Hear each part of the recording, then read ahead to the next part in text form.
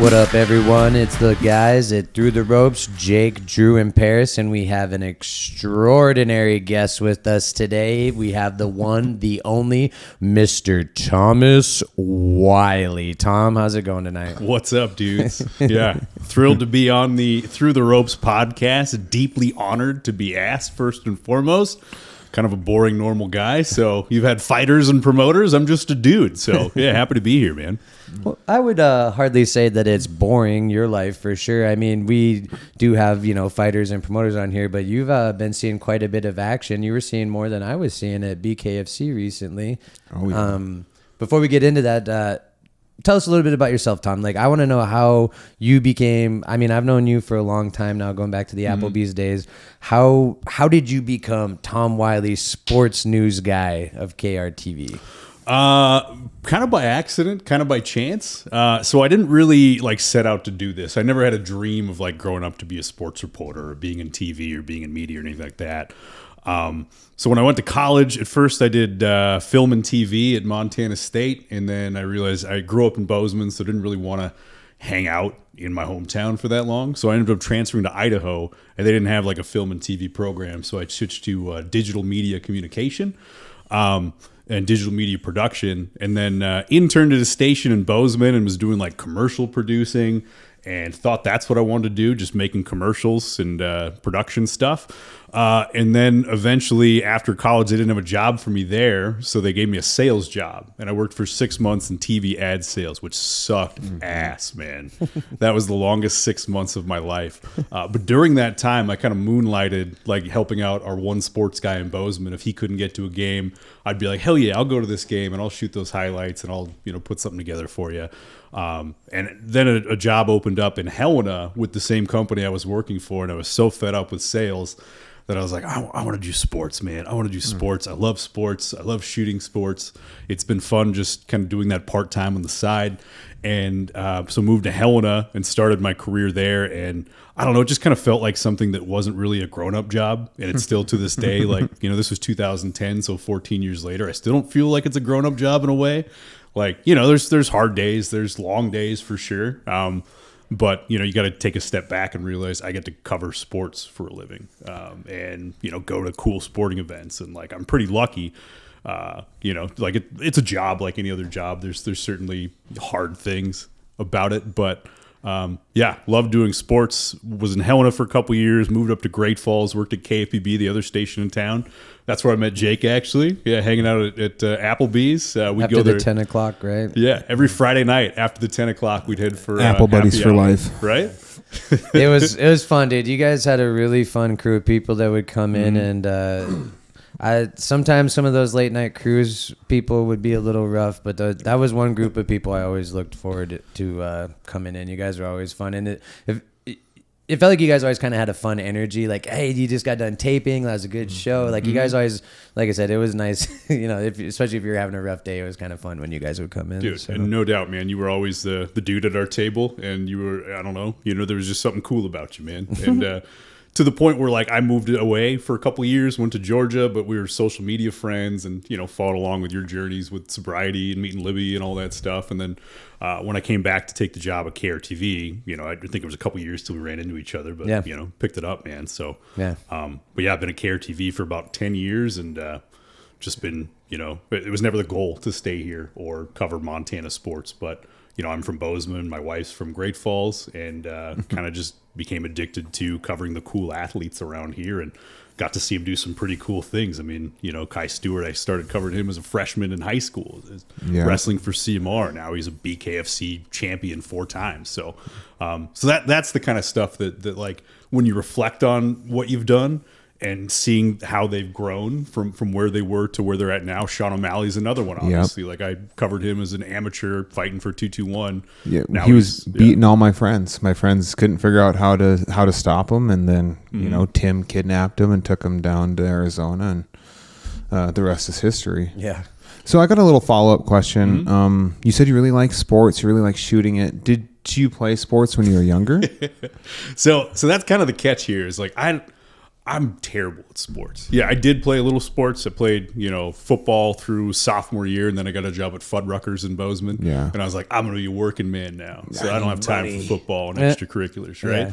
Yeah. But I grew up like going to games with my dad, always watched games, played sports to an extent, but not a lot. So, but you had an understanding of the sports. So when it came to the actual, like when you show up to the events to catch the highlights, you're already in the right spot. So you already kind of had the eye for it, as it were. For sure. I know the basics of certain things. Like I'm not going to be able to break down a triangle offense or anything in basketball. And like, I've been listening to some of your guys' podcasts when you were talking to Kai, like, you're breaking down his fights. Like I watch Kai's fights.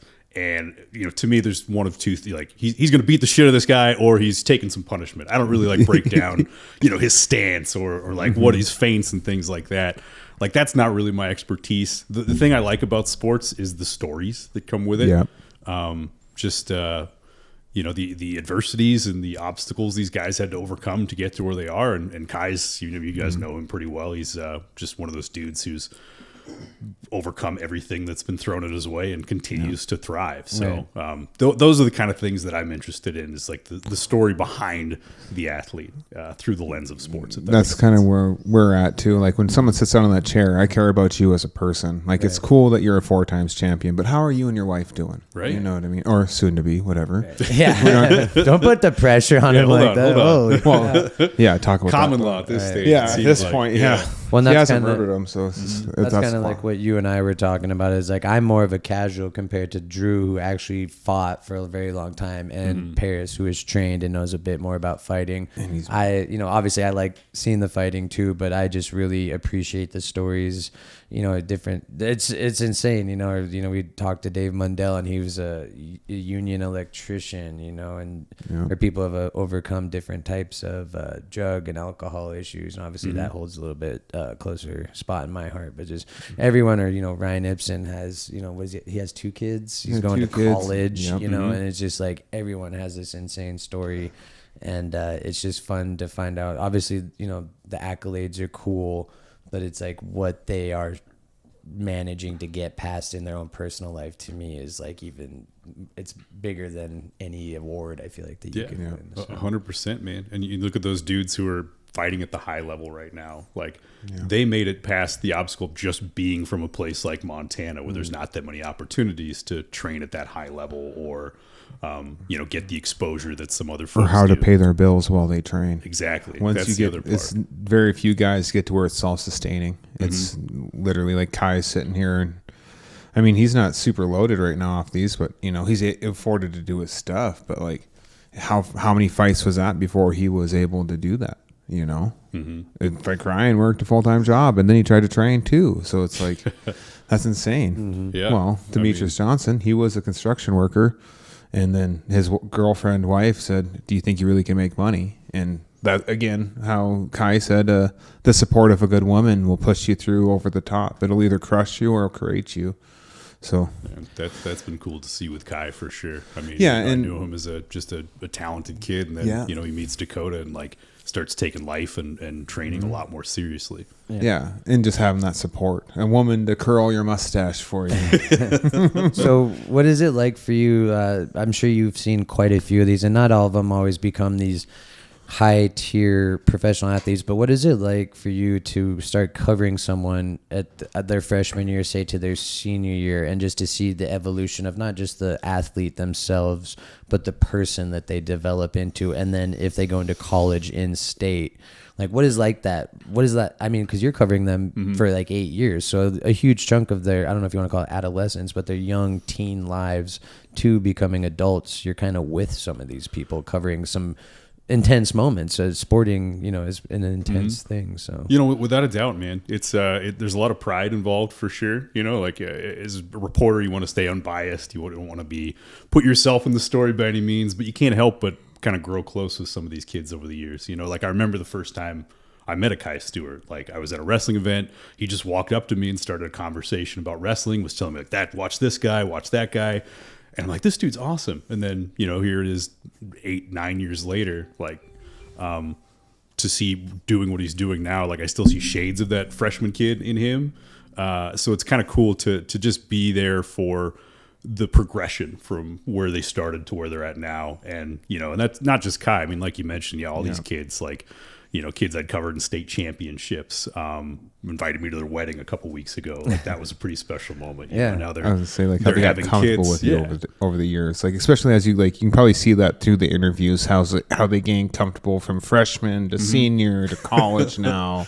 And like, hey, thanks for the exposure. You've helped me out. Yeah. Yeah. That'd be kind of cool to see if you could see these guys in all your interviews with them, which would be pretty hard to catalog, I guess, at this point, over 10 years at the same place. It's we have a pretty good archive system, so whenever I do a story on Kai, I can go back and pull up some of that stuff in freshman year. And a lot of times people reach out and be like, hey, do you remember the story you did 6-7 years ago? Like, I want to show my parents, like, can you send me a copy? And I try to always say yes, because like that's the stuff that means the most to me. It's like that they remember this interaction we had in their formative years in high school, that they're now like reminiscing about and telling their kids or their families or their significant other about. The Al Bundy story where he ran with a broken toe. It's like, without a doubt. Well, and that's like kind of.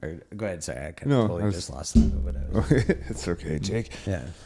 Oh God, did you watch the Tyson fight this weekend? Yeah, man. Unfortunately. Okay, I have a whole theory on that. All right, let's hear it. Okay, number one, like, anyone with critical thinking knew that was a sham of a fight. Like, what's a 6-year-old man fighting a 26-year-old? And number one, like, Jake Paul is actually kind of jacked and an athlete, and I don't know if they tested each other. His traps are huge. Yeah. Definitely not a Disney kid anymore. Yeah.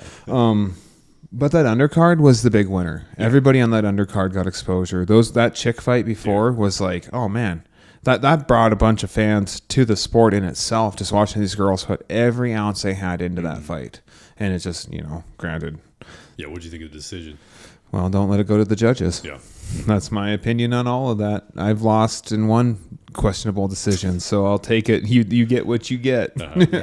Where's the disconnect, though? Sometimes I wonder. Like, watching at home, it feels so clear, and you hear, like, is it just listening to the commentary where you think that, like, this person's going to win, and then you see a decision, like, how is that possible? Okay, so a couple things. Number one, they don't really vet these guys who are doing the judging. Okay. They don't have a unified set of, like, things they do that by these criteria, but that's all, they're judging. That's on their feelings, basically.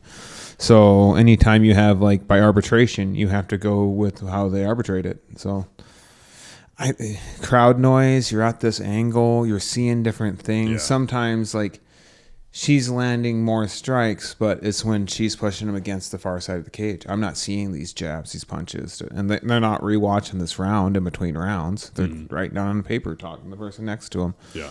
And that's... I think the problem is everyone's like an expert. You know what I mean? That's why I try. When I make an opinion on something, I make it very clear. That's why usually I try not to just say anything. Well, now that if we're doing this kind of stuff, everyone's like, what do you think? And I'm like, I think nothing. I'm just a casual, and it's just, I try to just... Go to the tape. Yeah. This is what you said, Jake. This is what you said. Loser. On episode 5. Yeah. But, just, and I think everyone now, because they've seen a fight or two, they think that they're an expert or they think that they know. That's why it's kind of been fun to be around certain fighters, Kai and other fighters, and just listen to how they break stuff down. Or like I was sitting behind Dave Evans and Lance Regenball during Kai's fight, and just like listening to those two breaking down what was happening in the moment and stuff like that. That's what's been fun for me. Is that's how I feel like I've gained a little bit of knowledge in that sense, just by just being willing to listen to what these people have to say. Or sometimes I say something, they'll kind of look at me like, no, dude, that's not like, no. Although I do have to say, a drunk Dave commentating fights sounds like gold. It was great. Yeah, I would watch that 8 days of the week. Well, and he's still, I mean, like him, he knows. him, and I'm not saying he was trash, but him even inebriated is the amount of knowledge that he would carry on any. He thinks they know what's taking place. And he doesn't hold his punches. You know what I mean? So when he's sober. So for me, it was just fun. It's fun. I love him. I only got to see the Tyson and then the ladies fight and then the one before that. But I was laughing because I was outside smoking a cigarette while Tyson was walking in.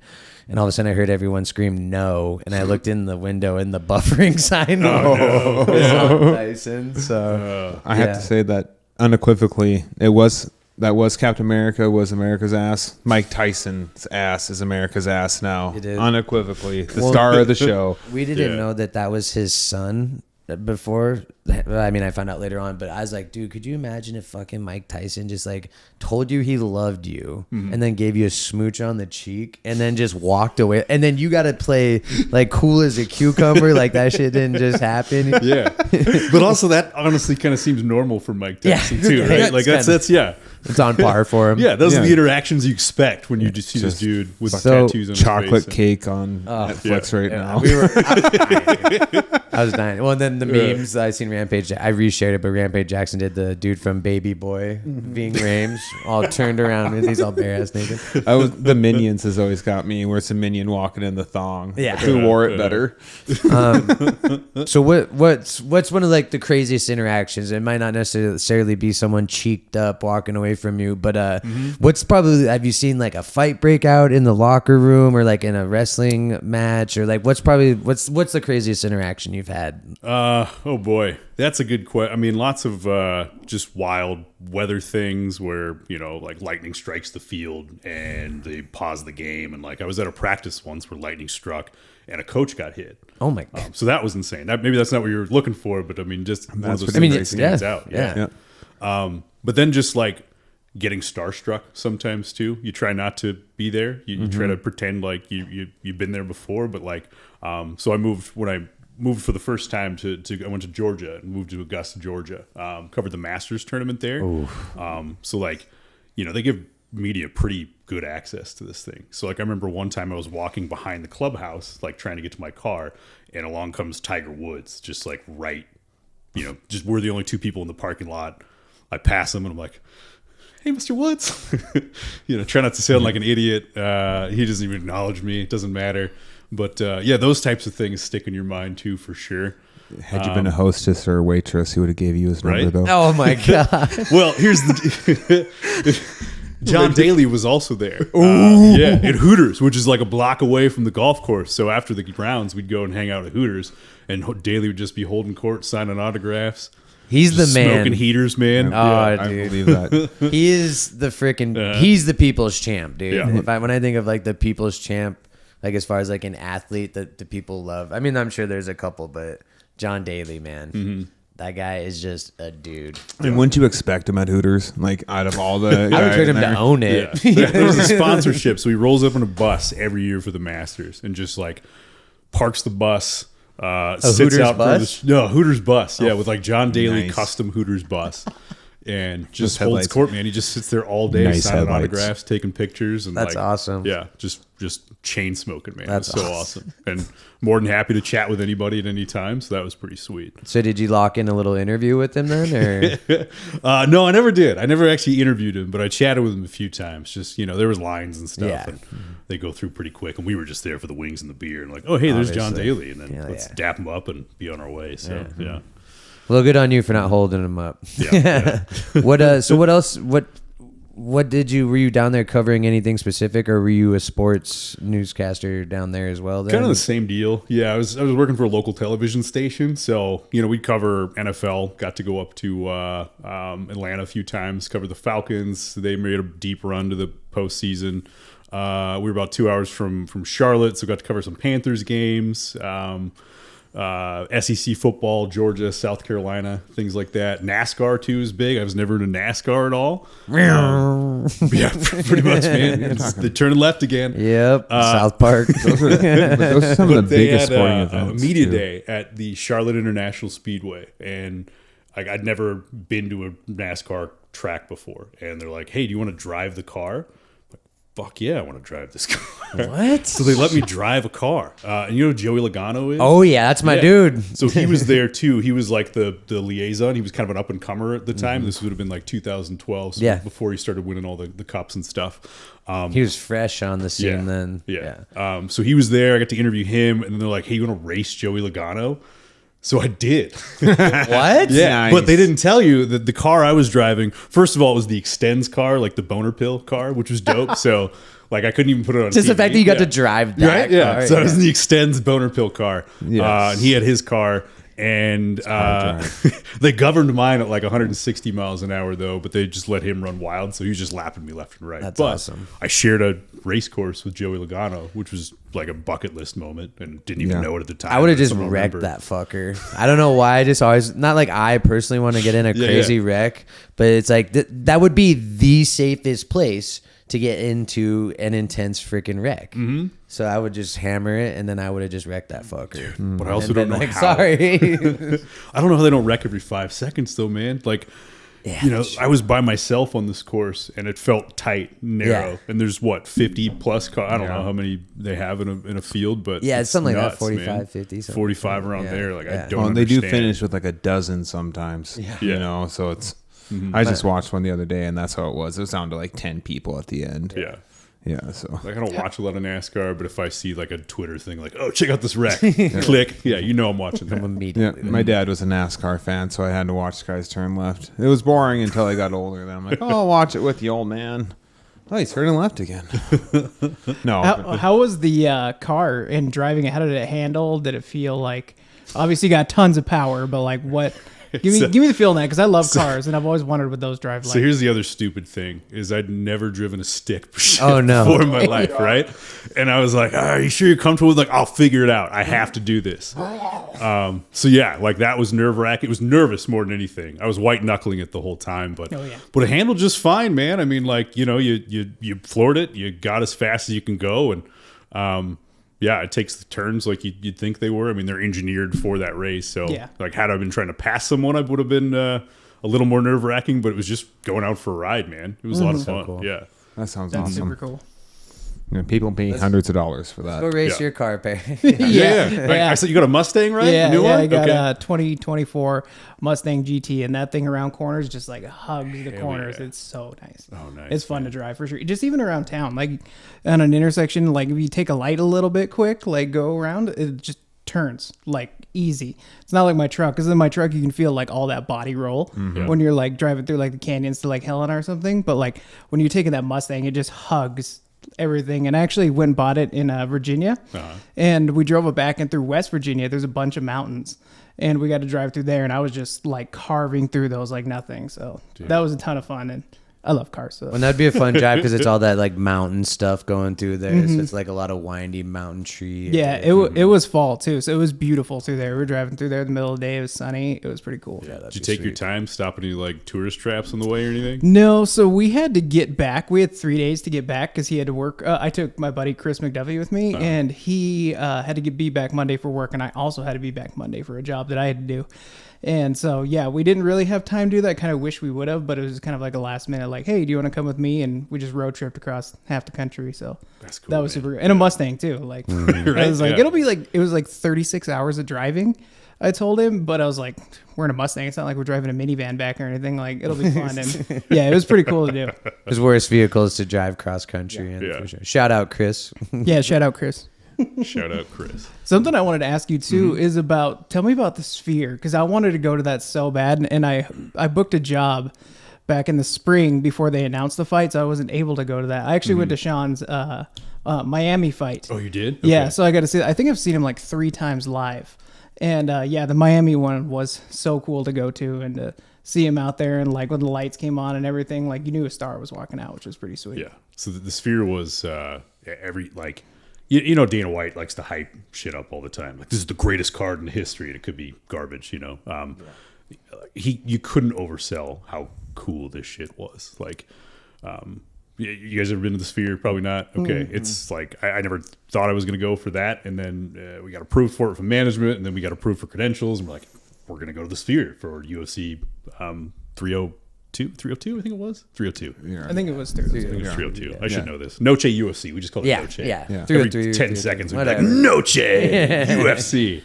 But yeah, it was did you guys watch the card? Oh yeah. The videos they showed in person on this screen that like you can't even comprehend how big it is. Like, you get your phone out, you got the iPhone, you put it on the wide screen, the 0.5. You cannot. Like, you're just moving it around because you can't take it all in one view. I was tripping just watching dude.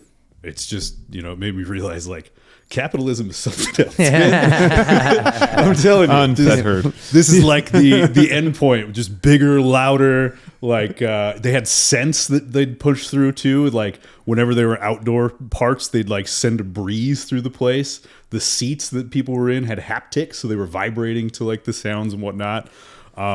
So like the fights themselves were not that good, that card. I mean, like the prelims were great. Some of the other ones were pretty one-sided. But yeah, UFC was insane. And, it was cool to see Sean headline it for sure. I mean, I thought he was going to win that one. I think that surprised a lot of folks. And, but that's another guy who's been kind of cool to see his rise because, you were on the 2-2-1 cards. You probably saw him, like you said, beating your friends back in the day. And he was just a kid from across the next town over. He was beating everybody. Couldn't figure him out. Yeah. And they still kind of have a hard time figuring him out. I guess hump his leg for 5 rounds. So yeah, that was sweet. And I covered him when I remember doing a story like before he went on the Contender Series, and I got to go to Vegas for his UFC debut, which is the first time I'd ever been to a UFC event, and that was pretty cool. And he like kind of let me be embedded with him for a bit because that was back before he was a superstar. He was just kind of a up and coming guy. And he was really thrilled that like a dude from his hometown wanted to cover him. So like he and Tim let me just hang out in their hotel room. Interview him. I stuck around for like sparring sessions, and then the UFC is like, you got to get out of here. And then they stuck me back in, which was pretty sweet. So, hell yeah, yeah. So that was neat. And the cool part about that is we got to do a lot of stories about Sean and his upbringing and his background. Like I've become pretty close with his dad, Dan, over the years since because of that stuff. So like he brought us down to Helena, introduced us to some of his first coaches, Johnny Aho, Stephen Castillo, obviously with New Level down there in Butte. So yeah, it was kind of cool documenting his rise from, skinny amateur in Helena who fought like, 4 times a month sometimes in hotel conference rooms to now headlining the Sphere in Las Vegas. So, well, and it's kind of crazy if you really think about it. You were the first person to really cover that. I mean, not the first person, but I mean, with the embedded thing that you did, I don't know how many people were really doing that with him. So for you to it's kind of crazy to think that you were here covering him and then also were allowed that different type of experience too. It's kind of cool. Kind of speaks to me, to your character of like you being a trusting person and you obviously being more invested in more than just the sports ends of the story. I would assume that would lead people to want to, invite you to their wedding, and stuff like that, or him to, bring you in like that and stuff. So yeah, it's I mean, any media job and in podcasting as well, it's all about building trust, building rapport, and like being someone that people can rely on. I kind of view myself less as a reporter or anchor, as more just like a steward of the community, if you will. You know what I mean? Like I want to point a camera and point a light on like things that I think are cool. And, I have a platform, thankfully, where like I can share that and other people think they're cool too sometimes. So, which leads to some cool opportunities getting to go to Vegas for things like that. So paid to go to Vegas. Paid to go to Vegas, which is nice. No, I got to watch these guys fight again. Right? Oh. I mean, it was a budget trip in some ways, but we weren't 5-star in it, but we went. It's the fact that they're green lighting that, right? And just obviously it's because Sean's from here and blah, blah, blah, but just that you're getting them to do that. And obviously, I mean, I don't know. Are there a bunch of other reporters in Montana that are going to those UFC events? Not really. It was just us. Yeah. And, I think it had to do with the relationships like we have with Sean's dad. They gave us really good access to, his childhood archive of photos and things like that. But it was also, there was a lot of value in it too. Like when we went to the Boston fight, obviously he was an underdog on the odds, and he won. And like Kyle Hansen at K-Pax in Missoula, he's the one who went with me. We went together. We're both big mixed martial arts guys, and we looked at each other. We're like, I don't know what to do now. Like we didn't expect this. Like we thought it was possible, but like just the whole place blew up. That was crazy. But we also took the opportunity to ask Sean a lot of questions about Montana, and he's taken a lot of flack over the years for like moving away and training in Arizona and not being a homegrown superstar, and like, oh, he's turned his back on his home state. But we got a chance to ask him about his time in Helena and Great Falls and fighting for 221, and like he remembers that stuff fondly. It's kind of what made him who he is today, and he got a chance to. So, we kind of felt, and people told us this, that like we changed the narrative a little bit, in that he is a homegrown Montana fighter, regardless of where he went after his time in Montana and what he's doing these days. Like his roots are always going to be in Montana. Well, and that's what a lot of the fans now are kind of realizing. I mean, again, I hate to run Kai's name through the podcast one more time. Thank you, Kai. Anyways, him moving away to doing that stuff. But the reality is, if you want to compete at the highest level, you need world caliber athletes to beat you up sometimes. And you're just going to find maybe one in this area, not a whole room full of guys that's all they do. Well, and like you said, just the availability of people who that's their job is training. Yep. That's their job. Just training 24/7. It's not feasible here. I mean, what do we have here in Great Falls? 65,000. I mean, what do we have? Just over 1 million in the state. Yeah. I mean, you think of how many people are in Phoenix? I don't know, but I assume a couple million by how big it is in the surrounding areas. I think people sometimes, because they are successful, people see, anytime someone sees a certain level of success, you wonder, well, what if I would have been brave enough? A lot of people, I think, are scared. And I've had decisions in my life that I was, too scared because I didn't want to leave my family or my niece and nephews or my friends or what have you. Yeah. We all pass up on certain things. And then when we see someone who wasn't too scared, we see a lot of ourselves in that, I think. And then we want to be mad at that. I'm not trying to give anyone an excuse for being toxic, but people just need to realize that he was chasing his dream. And I mean, shit, dude, how many people that had the balls to move out of the city, and stayed in the state, let alone freaking a couple of states away, and he was like, what, 19? You know what I mean? Yeah, well, gave up everything to go. Yeah. He burnt, I didn't say he burnt his bridges, but he was gone. He was full commit. Yeah. And so you need to be kind of crazy to achieve your dreams, though. That's the truth. Having a woman, just having a support system in general too. I mean, Kai and Sean and any of those dudes, Tommy McMillan, even these days, they have the dudes behind them. Yep. Who, they have the sponsors. That's probably the hardest part, I think. Like you have to show a little talent, you have to attract the sponsors, and then the folks in the community here, kind of got to give you that first little edge before you can make it out of there, which is and that's kind of where I'm happy with having this venue. Same thing with you, maybe one of these potential sponsors sees this guy in the embedded or his highlight, and now it's maybe now when they come by and ask for a sponsor, this guy says yes. If we can make one difference that lets one fighter be able to fight maybe that next fight camp that breaks them, you know what I mean, they go to the next level. If I can do that for one person, this whole adventure is worth it. That's my opinion. So how do we talk them into getting you the suite at the next fight that you go to? What is it like bringing it up to your bosses, that conversation of hey, so Boston, Sean O'Malley, what is that? Are they pretty cool about it because they realize the potential of the story behind that? Or what is that like for you having to bring up hey, this is big? They ask us to submit a plan, basically, what's it going to cost us, what is your daily plan, what content are you going to turn every single day from there, and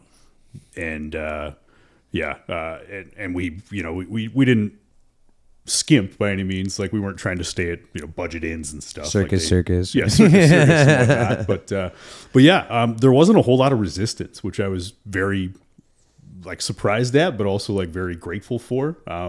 And I think that's just, being here as long as I have kind of, shown that there's, that I kind of can recognize when stories resonate with folks in Montana, at a statewide level. Cause, Sean O'Malley, he's from Helena, but that's the cool part about Montana is if there's a dude from Montana, you get the whole state behind you. Yep. It's very unique to me. It feels like, maybe some of the other smaller states have that, but dudes from LA or, some city in Ohio or something, maybe their neighborhood's behind them, but literally the entire state knows who you are, is watching your fight, is behind you and whatnot. So. Every little kid in state's looking up to you, trying to shake your hand. Croy Bierman. I feel I knew a lot of people that were buying Atlanta shirts just because that dude played there. Mark Mariani and So once I got again, a it Croy speaks. Bierman story, actually. Okay. So Light we it played up. for the Falcons.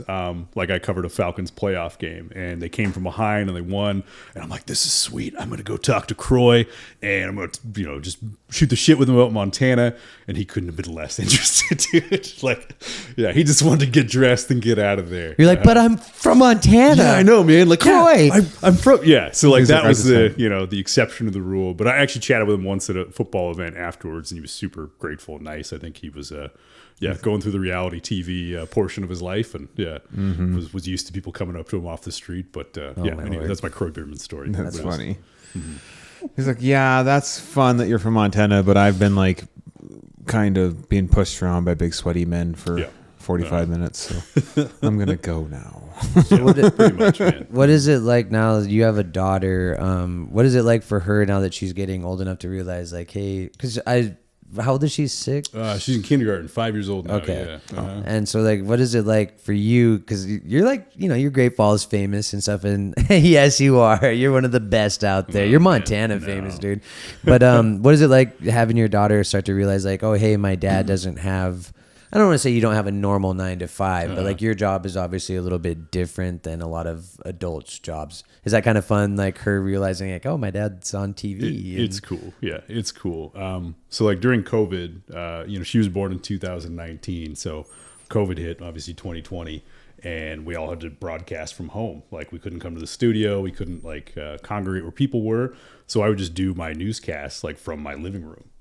Cece was home all the time. So I started like including her in them, which was awesome. Nice. So like, those are put her very in my popular. lap. Yeah, they were super popular to the point where like she became more Great Falls famous than I was even. Like I'd go out to football games and I remember dropping a program and some dude's like, hey, I forget your name, but I know you're Cece's dad. Yeah. Like you dropped, you dropped your hat or whatever it was. Cece's dad. Yeah. And we go to the grocery store and be like, oh my God, it's Cece.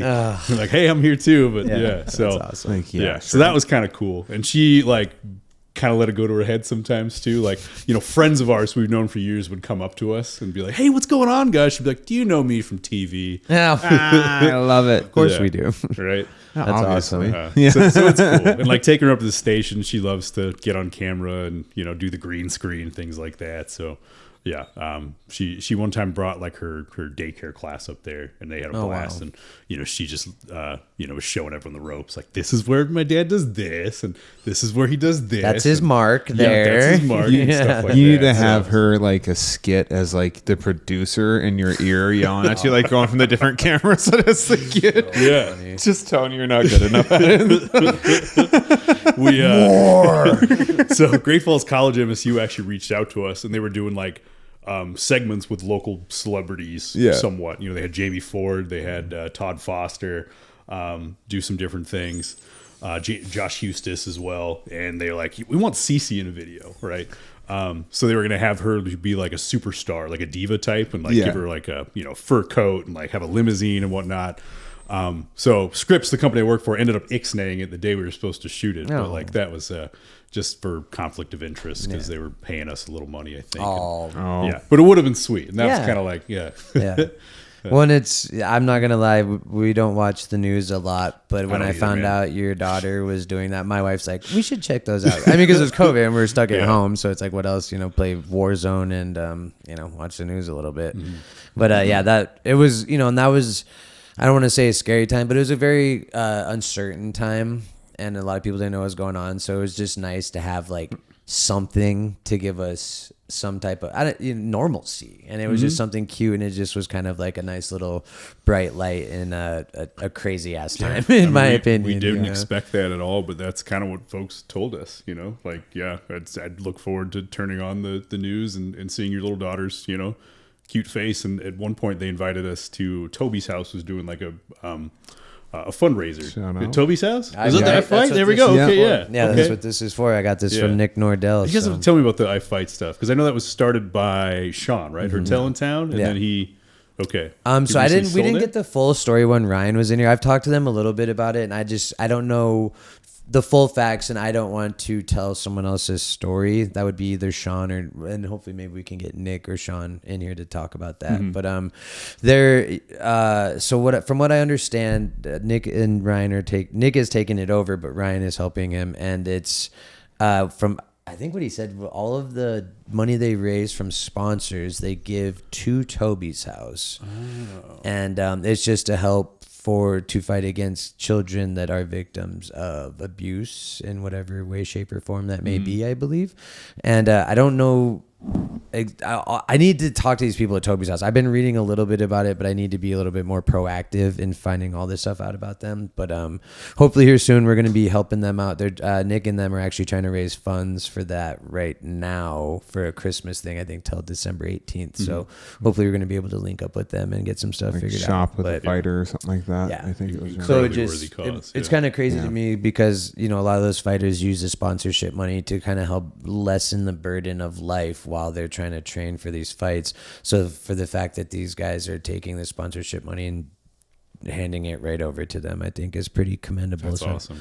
He said there was a shirt, and I thought if I could at least start off with there. And Sean Hurdle seems like a really good guy. I've heard nothing but amazing things about him. Actually, when I was doing the donation for the school, he actually reached out to me, and because I didn't know who the heck he was, I was like, oh, this Sean dude from Star Radio is gonna, and he pumped out, I think they did like $3,500 worth of advertising for him. And I don't ever listen to the radio, so sorry, Sean, if you hear this. So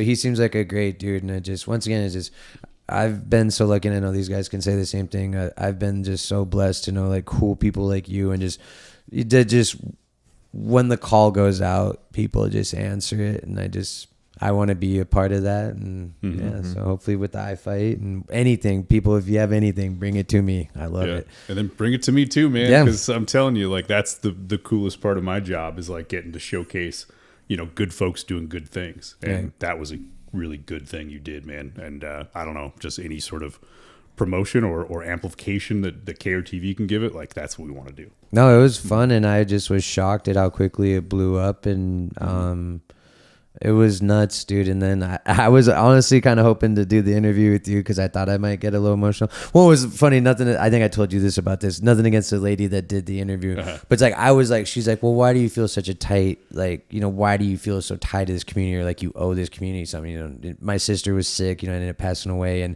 a lot of random people reached out and helped my family in an insane time of need. And so I'm explaining like all of this stuff, and then she like clipped the end where I'm like, no one ever gave up on me. Because I had talked about a lot of shit there, and and I was screwing up, and that's kind of what I was led to. But it was just like really funny because I had a few people like, "Damn, dude, what were you talking about?" Just that, right there. Like a cold open right there. Well, I'll say, really, man, in media, like when you get tears, that's gold sometimes, because that's the emotion just pouring out on video. Paris just nodded over there. He knows, like an evil grin. You're filming something, weddings and stuff too. I'm sure it's the same way. Like when you start to see like the dad crying and whatnot, like that's the money shot. Like that's the stuff that's gonna take your eyes off him. Exactly. Yeah. Camera 3 on the dad. Yeah. Like our goal is not to make people cry, but if they do happen to cry in the course of an interview, it's bonus. Right. Well, and it just, I just love my community, and it was just, there's a lot of emotion and a lot of history there. And it was just funny because I had so many people like, what the hell did she ask you? Or what were you talking about there? But yeah, it ended up being a great thing. And thank you to the people who donated to Chief Joseph Elementary. And thank you for Chief Joe for allowing a ruffian like me to help raise a little bit of cash. And thank you for linking me up with that. I totally forgot her name. McKenna, I think McKenna, it was. Yeah. The young girl from Texas, right? Yep. Mm-hmm. So yeah, thank you. Dude, you've done nothing but try to help me in every little turn of like stuff that I have going on. So I appreciate you a lot for that. Man, I'm just Team Jake for life. All right, like I, just started at the Applebee's days, but you're just a dude who radiates positivity and like, is clearly not just giving it lip service, but cares about his community and wants to make it better. And I don't know, man, anytime you've ever asked me to do something, it's like when, how, why, or like how fast can we get it done, So, and I do a small part. I just promote things, but, That's a huge part, dude. And I mean, with your poll and what you're able to do as far as the news and getting it out there, like I could never thank you enough for all of that. And Yeah, it's just fun to like I said, man, I've known you for a hot minute, dude. So it's just super cool. I love watching anyone succeed in whatever aspect of life that is, as long as you're enjoying what you're doing, which obviously you are. But yeah, just I feel like every time I turn around, you're traveling, you're doing something cool. I mean, we had the privilege to, I mean, Paris was busy running around. I don't know if he saw you a couple of times, but I saw you, and just every time I see you, dude, and I feel like everyone says the same thing. I mean, my buddy Jeff Unger loves you. Just every time, isn't he the dude? I love him. The best. I miss him. But anytime I see you, or anytime someone has something to say, it's like you always got a smile on your face. BKFC, you had a big old grin. I feel like I'm always kind of the goofball because everyone's walking around so serious, and I'm always like, you know, it's so nice seeing you. Yeah, you just always have such a positive attitude. You always have a big smile on your face. It looks like you're really enjoying where you are, what you're doing, and yeah, life's good, man. Life's awful good, and I mean, I'm stoked for Paris having a kid soon too. yeah, that'll be fun. Greatest thing you'll ever do, man. And like I've known Paris for a while too. Like you're the most talented dude in this town. No, thank you. Which is not hyperbole. I mean, I don't know. The shit you do is awesome. It's amazing. And really. Drew, I've only known you a little bit, but you're cool as hell. So I appreciate you, man. So and deeply honored. And the fact that you helped out on that Chief Joseph thing, that really does mean both to Jake and I a lot. My nieces and nephews. My niece uses that playground. I know his nieces and nephew and niece. they go there. Yeah, they do the same. I didn't even remember that they went there, and then my brother said something to me. Yeah. Like, oh shit, yeah, they do. So. But what I've learned through that is like so many playgrounds in town like need funding. You know, it's not just Chief Joseph. Like Loy's doing one too. Yeah. And like they're not getting it from school budgeting, so the only option is like private PTA funding or like, you know, folks like you doing fundraisers. Yeah, I had a lot of people ask me how I became like, how is that not necessarily just me, because there's a lot of, and that's what kind of bugged me a little bit too, is everyone's like, oh, you're such a good person. Well, it's like, no, dude, like I'm just trying, you know, I was just, there's a need. Well, and that was there, Brittany Keeler. And dude, oh my God, my buddy Bobby Tillman, that's right. He, those were the two who had started that, and I was just a messenger of their hard work. So I felt bad that people were giving me so much praise, and it's like, nah, dude, like they're the ones who got this really going, you know, and off the ground. It's just I was just trying to help out, and I had a lot of people asking like, how is this falling upon regular people? And I don't know, but I do want to start getting more active. I've said I'm going to, and I've been really busy recently, but hopefully with this new year coming, I want to start trying to be more active with like city council stuff. And now with me being in the union, and I'm actually going to start traveling to Vegas for leadership training stuff with the union. So I just hopefully with some of the backing with that and me just being a little bit more proactive, we can figure something out. And I mean, these are some good questions for, you know, and I'm not saying that our city council is or is not doing a good job, but it's confusing sometimes. This is the very simplest of things that these kids should have, in my opinion. Yeah. And especially as now we're always complaining about how kids never want to put down their technology and all they want to do is play on their phones and stuff. It's like, but then we are not even providing them with the simplest of stuff to go outside and play on. So hopefully, you know, as some of us start to excel in the community and rise up in the community, us as a collective can pool together and maybe, you know, figure some things out. But I don't know. It's a tough call. And I mean, there's a lot of people sometimes, I'm not going to get all political, but sometimes people want to hurt school levies because of, they think certain things are being dealt. And I'm not saying certain things may or may not be. Anyways, sometimes we need to think about when we're wanting to hurt something on a certain end, what's really being hurt. Yeah. Because, and I'm not saying that that's because of school, you know, but it's just, you know, sometimes I feel like that may be the repercussions of, you know, us not wanting to fund schooling. Yeah. I don't want their taxes to go up a few bucks, but, you know, as a result, like kids are not playing on safe playgrounds. So yeah, it's interesting, just the cause and effect. And I don't know. Really, that's could be me talking out of my ass, and I could be completely wrong. And that's why I do want to be more active in city council stuff, so I can start you know, maybe, and I feel like because I like to try and be a little active, people always want to ask me stuff, and it's like, oh my God, like I don't know, and then you're nervous because you don't want to misspeak and misquote some stuff. So I can't wait till you become one of those dudes at the city council meetings who's like, spouting off alien conspiracies too. Like I that's would how do it that. starts, man. But Jen can tell you out there, like she goes to all the city commission meetings, and there are some wild folks Yeah. who go up there. Yeah. Yeah. He's going to be the union fat cat. Okay. Right? He's going I to be see, smoking yeah. a cigar and stuff. Yeah, you yeah. need something done, you talk to this guy. Eventually, You want that built? We got you taken care of. Yeah. I want to. They know that I'm interested in wanting to be very active in the community. So the union has been very good to me so far, and helping out in the couple of, because we did like a bike build thing for some of the kids on the reservation up in Box Elder. I think we built like 70 bikes or something like that. So that's nice. we've done a couple different things, and the union has been great about backing me in every turn of that. So Okay. Sweet, thank man. you to Yeah. the local 82 Carpenters and Mario Martinez. Okay, well, to change gears a little bit, how was the UFC event for everybody? Jones beating an old Stipe. That was pretty nice. Charles proving that he's still pretty good in that division, just making Chandler look like he's a noob. Dude, Michael Chandler he didn't look as good as he normally does, but dude, he fights his ass off every time he fights. Like, No. even when he loses, he still wins because of the caliber of fight that he puts on and the heart that he's willing to put into it. So I personally love Michael Chandler. He's like one of my boys. I love Charles Oliveira too.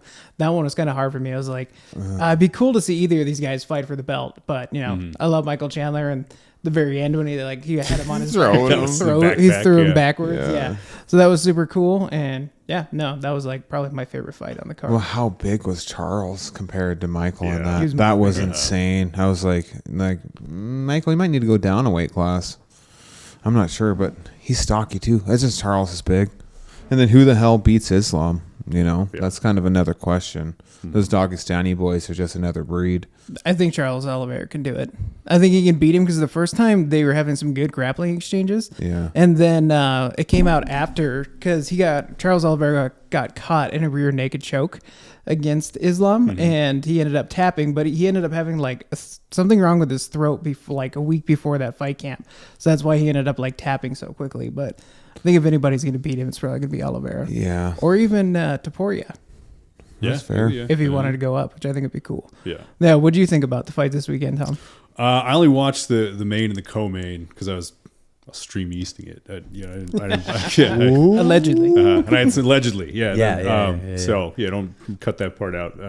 But no, it was sick. Yeah, like you said, Michael Chandler, an absolute dog, man. Like that final round, he dang near put Charles out for a bit, and then the whole getting on his back and having the endurance after being ridden for 15, 16 minutes of that fight, like to stand up and dump him back while they're both smiling. Yeah. I mean, he's only won like what, 2 fights since he got to the UFC? 2 and 4 or something like that. Yeah, something crazy like that, but- Tony and whoever he fought first, I forget who it was. Oh, yeah. Oh, Dan Hooker. You knocked out Dan Dan Hooker. Hooker, that's what it Oh, was. yeah. Especially, and Dan had rocked him early in that fight, too. Yeah. So like shouldn't really be getting these, top 5 shots, but he's just so much fun to watch, and he's so good on the mic too afterwards. Oh, yeah. Calling out Conor Yeah. McGregor and everybody else. That's a good fight, too. I'd watch that. So that was sweet. And Jones, Stipe kind of felt almost Paul Tyson-esque in a way. Like Yeah. Stipe is just, man. he's past his prime. We're He's watching. a legend for sure. My girlfriend and I are watching that, and Stipe starts talking. I said, that guy's got CTE. Yeah. I said, they all sound with that raspy voice. And she said, well, why does he keep fighting if he knows he has brain damage? Because he's a fighter, and that's what fighters do. That's all he knows. Yeah. And she was so mad at me when I said it like that, but I was like, literally, he's only been a fighter his adult life. He doesn't know anything else. And they're going to offer you like $1 million to go get hit in the head. Give me brain damage. Yeah. I'll sign that Turn check down. right away. He's a full-time firefighter now too, right? I think Stipe. Yeah. I think, which is Yeah, awesome Cleveland. too. That's neat. Damn. Yeah. And Doubly badass. Right. Oh, and that spinny kick to the Yeah, ribs. that was vicious. Yeah, I felt that through time space real quick. Like, Yeah, my stomach and my ribs started hurting. That's the only fight that I watched, and I told Paris, like, he asked if I wanted to come out, and I was like, oh, dude, I had been so busy the night before, and I was just watching on my phone, sitting next to my fireplace, and I was like, holy shit. I don't- He was like, what happened? I was like, this kid might be dead from a rib kick. Honestly, even Jones looked a bit slower than he usually does. Yeah. And the way, like, he was staying on the outside, like, picking Stipe apart. And then, obviously, that spinning back kick to win it. But he was, like, really not as fast as he usually is. He's faster than Stipe, which Stipe obviously looked older and much stiffer. But yeah, Jones, he did not look as fast and as devastating as he normally does, which is crazy considering he beat one of the greatest heavyweights of all time. Even though it is this older Stipe, he beat him. But the fight I'm the most interested in is Aspinall versus Jones, and I think that Aspinall could probably beat him. I don't even know if that fight happens. A lot of money is going to have to exchange hands. Yeah, I just don't Definitely. think he does it. He doesn't want to do that. Who fight. was he saying the only fight he would take? Pereira. Pereira. Yeah. Pereira. Which I would. What's the beef? Why That'd are be they sweet, saying they too. don't? Is the potential of that not Because happening? Alex Pereira is in like the conversation to be like one of the greatest of all time. Also, he's like top 5 or whatever because of all the crazy fights Easy. he's taken. But I think Jones beats Pereira easily, if you ask me. Like if Pereira doesn't catch him, well, with like one of his left hooks or something up against a cage, and Jones just takes him down and just beats him up the whole time because John Jones wrestling is so good. And I think that Jones beats him easily. And I think really the only fight for me to make would be John Jones versus Tom Aspinall. But Dana's definitely going to have to reach deep in his pockets for that one. Yeah. Do it for Yeah. the fans, Dana. I think so. I mean, Hashtag. Yeah. Dude, Starting that right now. That hate- trip, Oh, go that ahead. trip that Jones did against Stipe, like he nailed it twice, was just fucking brutal. Like That trip. flipped him, like with the. That's crazy. Yeah, just threw him down like somebody who, because Stipe's a good wrestler. Like he's not bad, like definitely not. He's a really good wrestler. And for him to get thrown down like that was crazy. And yeah, Like a tie clinch to a judo throw that I like. It never. I mean, I've seen it before, but never like that. yeah. You know, not with That that level of efficiency. with force. Yeah. Just kind of like like when he threw him, the dude did a flip almost because he threw him so hard. That's insane. Especially thinking that like what Stipe was like 250. You know what I mean? Like let's like, put that into perspective. Tom, what'd you think of BKFC Montana? Just the whole production, Yeah. the fight card, and everything they put on. It's dope, man. It's just so high value, high production for what Montana's used to. And Yeah. I'm still kind of curious and wonder like how they make their money, because it's a really, really ridiculously like high level production. And obviously there was a lot of people there. It was sold out in the lower level, but you're not going to make that with the gate. And I know they have TV deals and stuff too, but I'm just curious, I think they got a good deal with DAZN. with DAZN. Yeah. Yeah. So I'm sure that's part of it, but I hope it's sustainable. That's all I know. Yeah. It's a exciting fights. I think it's building steam. Having Conor McGregor behind it has been huge too. Yeah. But I thought they put on a really great show for the folks. Like I had my wife watching it back in the hotel room. She came to Billings with me, and she was just watching on the phone. And I was there live, and it's a good experience whether you're there live or watching it on TV. So I kudos to them, and I'm thrilled they keep coming back to Montana. We'll see if they do it again, but Kai's got to win another 2 I think championships so. for us. I think but so. He's got he'll to be fine. He's the draw. Yeah, it's fine. He'll do it for us. I think so. Well, Yeah. put it on his shoulders All again. right, He's it's all good. Kai. You got this. Yeah, put that weight on your mustache. You're No good to big go. deal. Did you see that? Did you go check out that podcast I was telling you about? They were talking about your article. I that did. you- Yeah, I checked it out. The bare knuckle show with No, that was cool. Sosha, Brian and, I Sosha. think Feldman was on there too. Yeah. No, it was And really Chris Lytle at the beginning. Bernie Barmazel. He's like their media guy for BKFC. Like, Yeah. he sent me a text afterwards. He's like, "Man, I appreciate you guys coming and like covering the fight and covering Kai and like showing love for Montana because they don't really get a lot of local media when they go other places. It's that's mostly just national crazy. media or like podcasts and stuff. There's not a lot of like local news TV guys who like go out and share it on a statewide platform. So they were pretty thrilled and grateful that we took the time to cover it because Well, it was a great piece that you did. Yeah. there. it's just kind of a niche sport, like when I first heard bare knuckle boxing is coming to Montana, like what the fuck is this shit? Right. Yeah. But then you see it grow as it has, and you see the level of production and the care they put into what they do. It's I hope it's sustainable, and I hope it keeps growing. I hope Kai and Montana keep growing with it. Yeah. Yeah, It's insane. Yeah, I had a hard time with it when it first started up, just because as a former fighter, you can't punch without gloves and not break your hands, and you can't get hit without gloves and not be cut. And these are like 2 things that are like cuts end careers because you keep getting cut in the same spot. Eventually, you just can't get hit without. That's it. Broken hands suck. Now you're out for 3 to 6 months. Well, probably 6 to 8 weeks, somewhere in that line. So it's like I don't know. But then there's turbo rounds, and they take less brain damage. So I mean, I take the good with the bad on it. I don't know. I like it now, especially now that I've got to experience it and watch it. It's one of those things that you have to kind of watch more of and like experience it more of, and then you become more of a fan. As opposed, like at the first initial part, I was not so much about it, but it gave. I got both hands are full of friends. I got opportunities because BKFC. Yeah. And that leads to another thing. So they would have never got that. Super cool to see all those dudes. Yeah. Yeah. I mean, they give these Montana guys a shot to, compete on a really bigger platform than they'd have if they were just fighting on regional promotional cards and stuff. Yeah. And having to go, like I've known plenty of fighters that have cleared out these regional circuits and just haven't been able to break through to contenders or this and that. It's especially now that MMA has just grown so much.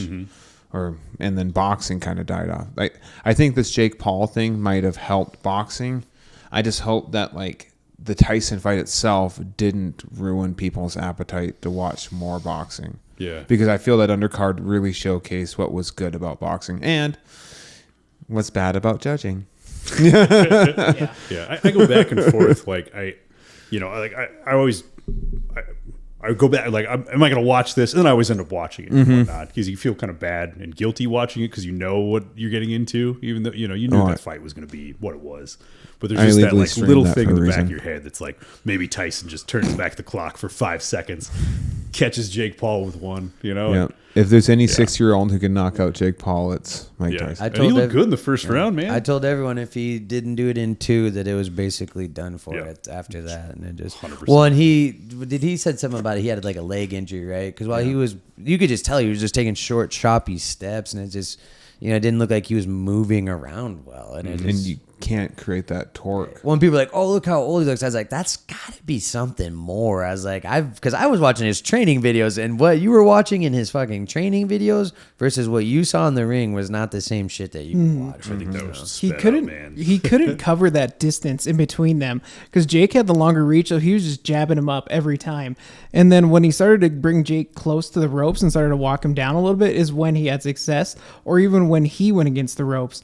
So he had to figure, in my opinion, he had to figure out a way to close that distance, and like he didn't have that speed anymore. So I don't think that he could close it that way, but if he could have closed it by walking Jake down or even like going up against the ropes himself, doing maybe a little bit of rope-a-dope, like I feel like he could have found more success there. But I feel like Tyson still has his power, and he could have KO'd him, but he caught him once or twice where it seemed like one, he was looking for just that one hard counter. After the third, when Jake, I mean, that one was tough to watch. Just as watching it's hard watching anyone kind of get beat up on, especially when there's like a 30-year age gap. Well, it's not as bad as when Ali got beat up. Was it Hearns? I can't remember. And that was bad. That was bad. At least Mike Tyson went out kind of like, hey, he's old. We get it. Yeah. Gave me an excuse to go back and watch some prime Mike Tyson highlights. I know. Bad motherfucker, dude. Yes.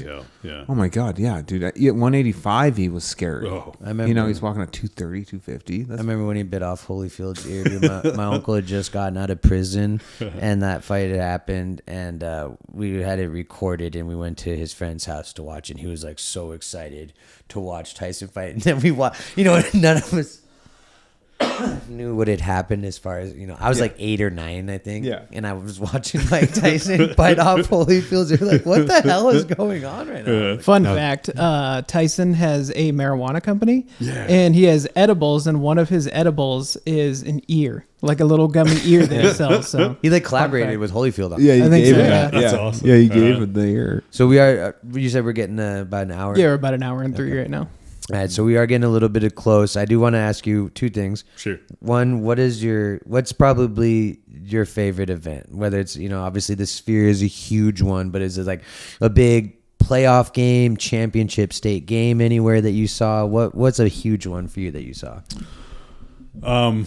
Yeah, man. It's the Sphere's great, all that stuff's great, but it's the small towns that win championships. They make these incredible runs. They go to the state championship games. They win. I'm trying to think of a specific one. Okay, the coolest thing I've ever seen in my entire career here was, this would have been 2015. the Chinook wrestling team. They were Class C. They had a really good wrestling team. They were ranked number 1 in Class C all year long. One of their members, who we'd kind of become pretty close with, died in a car accident the week before state. And, you know, he was a dude, we'd gone up there. He was kind of our go-to interview whenever we went up to Chinook, talk about football and wrestling. And it was incredibly sad. His funeral was like 2 days before they had to go to state. And they all went to state. And the surviving members, there was 4 of them, and they won a state championship. Class C state wrestling championship. 2 guys won individual championships, and 2 other guys finished like top 4, I think. Wow, and that's like crazy. well above what they were supposed to do. But I remember like seeing the tears, and everyone had, you know, wristbands and shirts and stuff, and they all went up to his mom afterwards, who was there. She was kind of like the team mom, the kid who died, and they gave her a giant hug, and then she let us interview her afterwards for a little bit, and you know what it meant to her. And anyway, yeah, so it's a sad thing. So these types of things are the It's things inspiring that I like to too, cover. though. Yeah. And then also I'm on the Special Olympics Montana board of directors, and I cover a lot of Special Olympics events. But there was one athlete in town, Trevor Trainer, his name is. Anyways, It sounds familiar. yeah, he works at, I think he worked at Arby's for a bit, but just great guy. And he went to Austria for the Special Olympics World Games and won 2 gold medals. And then he came back on a flight, and I got to go to the airport when he came in, and his coach had passed away in a car accident a couple months before then. And the first thing he did when he got off the plane is just hand his 2 gold medals to his coach's parents, which was, I don't know, one of those things that like will stay with you for the rest of your life, you know. And yeah, they're just yeah, it was special. Yeah. For sure. That's awesome, dude. Those are some like pure moments right there, to be honest with you. Yeah, and those are the ones I like. You know, you see the cool stuff and the championships, and you know, like I'll be at Cat Grizz this weekend. That's going to be a wild atmosphere. But like, Always. it's those little human moments, like in between the noise, that really stick with you. Yeah. Those are beautiful. Those are, I mean, Yeah. sad, very sad, but also very beautiful. And just once again, the fact that you are kind of trusted by these people to cover these stories. You know what I mean? I feel like not everyone would necessarily have that access like you do. So kudos to you for, and once again, just speaks to the type of person you are. You know, do one of you guys want to ask him a question to close it off? Sorry, I don't need to. Oh man, I've asked all the fun ones so far, I feel. Yeah. Yeah, we got some cool stories out of that, like the NASCAR and your Yeah. Noche and like Yeah. everything, and then Yeah. the ones you just told. Like, yeah, that's. You're I didn't not- realize you get to like have so many experiences doing that, because I know like I have cool experiences like doing some of the stuff that I do, and then like hearing some of your stuff, I'm like, that's super cool actually. Yeah, it's just you know, it's the thing that keeps me coming back each day is getting to see that human connection, and kind of reminds you why you know fell in love with sports in the first place. And it's not about the competition; it's about the stories behind these athletes. And I don't know, that's what I love about this job. That's you know, is sometimes it gets difficult, and there's, you know, like I've been covering a lot more politics and a lot more crime and courts and city commission, and like that's all well and good, but like it's those human interest type stories that really, you know, they're the reason I do this, and the reason I hope to continue doing it for as long as I can. Something that can unite us a little bit. Exactly. You know, Yeah. that story about the Chinook team right there is just like, it's inspirational. Like it's a Netflix me movie. chills. Yeah. Right. So it's like, that's real, you know, like politics. I'm not saying politics and murder mysteries downtown aren't real, but that's divisive. You know, you know, it's either to scare us or make us feel one way or the other. That other way, you know, that's kind of a beautiful story in a sad way, you know? Yeah. Amen, man. And that's, yeah, like that's what I hope to accomplish in my role, is just, you know, shine a light on some things that can really bring us together, and do. And I just want to say one more thing. You said you're a boring guy. Like, just the handful of stories we got, I know this is just the tip of the iceberg with you, that you have a lot more. You're not a boring guy. Yeah. As much as you are just Cece's dad. Your greatest claim to fame. Yeah, got- get ready for that, Paris, man. Pretty soon you're not going to be. Yeah, you're not the main character of your own story. Oh, yeah. Yeah. I got one last question. What do you think Sure. about Cat Grizz? Man, Cats are on an absolute tear right now. They just were. I think they opened up as 17-point favorites. That sounds pretty accurate. Past 5 years, I think the home teams won, and they've won convincingly. They haven't had a really good close game, and since that miracle in Missoula, I think that was 2018, where the Cats came down. But yeah, come back from 20 points down in halftime. That's so crazy. I don't know, but they were also favored last year, and the Grizz took it to them. So I think home field advantage is going to help. I think just the unstoppable nature of the Cats' offense right now. Yeah. 17.5 points sounds about right at the moment. Yeah. Well, would that go Grizz? Yeah, go Grizz. I'm nervous. Go Grizz. But Jeff Unger will be there, so if you see him, give him a big hug for me. I will. I'll dab him up, man. Jeff's the man. He's the bomb. So I want to ask, this is going to be my thing I'm going to do till the end of the holidays. What is your favorite meal at either Thanksgiving or Christmas dinner? And then what is your favorite dessert? So I'm a Thanksgiving dinner hater, right? Like I don't like turkey, man. Okay. The best turkey can be is not dry, right? Fair enough. Yeah. That said, I love me some yams and stuffing. Okay. That's good stuff. Right. So that's it. Yeah, I think yams like sweet potatoes. That's a great dessert. Pumpkin pie or pecan pie, I like a little better than pumpkin pie. Pecan pie. A good pecan pie is pretty good. Like the Southern lady that made it. I love mashed potatoes and gravy, man. I'll eat that shit all. Oh yeah. Oh Lord, Child, you would love this. Oh man. Well, Tom, it was a lot of fun chatting with you, man. I mean, Thanks for honestly, having me I had a on. blast. one of these days we need to get like some really comfy chairs when we'll have like a 3-hour episode where we'll get like food delivered to us and we'll just eat and talk. Fire Pizza. Because I could talk to you. Yeah, Fire Pizza, obviously. That means Fire sponsored our meal tonight. So thank you. Grady said anytime. Yeah, he'll hook us up. So Hell yeah. I'd love to have you in again. It'd be fun. It'd be fun. Let us know what some big events you have coming up, and it's always fun to look out for you. Like I said, I've known you a long time, and it's just been fun to just see how awesome you are as a person, and then just the stuff you've been doing. So Appreciate you, dog. Yeah. Thanks, Jim. Always, You're the best. dude. True. Paris, you guys are awesome, man. Yeah. Again, honored to be on here. I don't know. Anytime anyone asks me to do something like in front of the camera, it's always a little weird for me because I'm used to being behind the camera. But Oh yeah. What do I do with my hands? That's yeah, what right. was Yeah, pretty much so. Yeah. That's what I had to do with my hands. Well, and that's what was so exciting. The most exciting about this is that you're always the one getting the stories out of people. We wanted the opportunity to but get the stories out of you. So you didn't disappoint. I knew you Yes. wouldn't, but Appreciate it, guys. Yeah.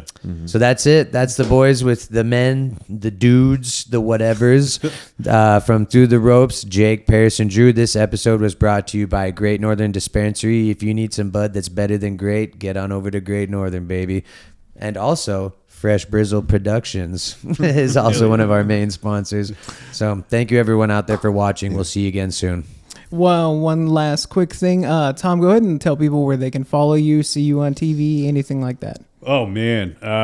So all our content and stuff's at montanasports.com. That's where we put things. KRTV. So every day I do a newscast at 5 o'clock and 10 o'clock on NBC.